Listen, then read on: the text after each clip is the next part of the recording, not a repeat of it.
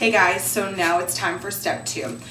Depending on how light your hair is already, you're going to want to wait that first step for about 10 minutes. And then you can move on to this next step. So this is the most crucial step, I think. As you can see, my ends have lightened up a heck of a lot. They're pretty light. But this step is what makes it look a little bit more natural than how other people do it, or sometimes even how salons do it. So it's really important that you are not necessarily precise, but there is a little bit of room for play, actually. I take that all back. But you want to be conscious of what you're doing here. So what I do is I rub it into the tips of my fingers, and you're basically going to rake your hair. So it's almost like a balayage that you're doing with the bleach. So you kind of start, you never want to go higher than where your actual roots would be, and definitely not very high in the back. And so I kind of just rake it through. And never really pat it or scrunch it together, because that means that all the bleach will sit in that one spot that you just did.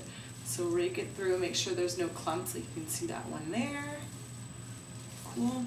And then in the back, rake it through too.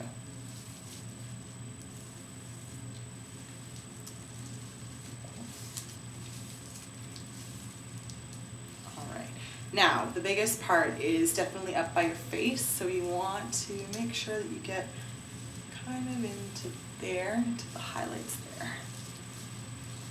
Okay, so you guys can kind of see where the bleach has settled. So those will make all their own little highlights. And I find if you have a little bit of layers around your face, which I do, you want to get the ends blonde too, because when they curl, it looks really good, because they kind of create their own little curl. So just play around with it. And the biggest thing for me is I'm always super afraid as to how the actual color is going to process. So I find that I will stand in front of the mirror through the whole process and really just watch it to make sure that it's not going too blonde, or I'm taking it out kind of too early. You can really kind of gauge when you should be washing your hair or not. So you can take them up a little bit further if you need to. So my hair is really grown out, so my roots are probably around here now, so I'm going to take it up just a little bit higher and create just a little, they almost create like a glow effect, and it looks really cool. And then of course you can solidify it kind of down at the bottom, but basically you're just raking your hair through the top to make it look like that, and then bringing it down and smudging it into the bottoms. And that's it. So you're going to leave it until you think the color is processed to the liking. And that's literally the step 2 that you need.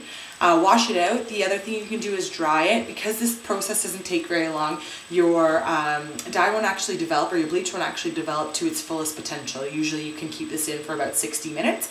So if you're still underneath that 60-minute mark and you really want to go back in and touch up some places, or make sure that your tips are really blonde, you can still use this same product and go back in and do it again.